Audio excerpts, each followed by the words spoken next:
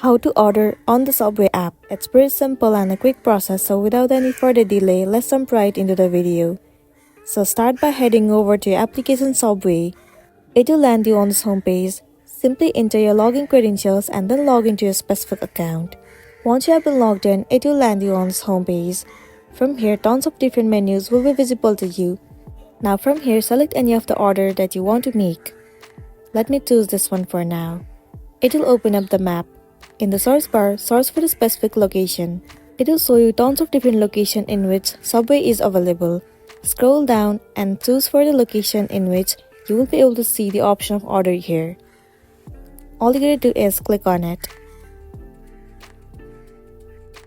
Now simply click on continue at the bottom of the screen. Now select your drink if you want to purchase, and then tap on continue at the bottom of the screen. Likewise, you can select from here too, and then click on add to bag at the bottom of the screen. Now tap on add to order. At the end, simply click on view bag and checkout. It will move on to the payment section. All you gotta do is enter your payment method and pay the amount. After that, you will be good to go. So that's the wrap for this video. If this video helped you, give it a like and check out our next tutorial. Thank you.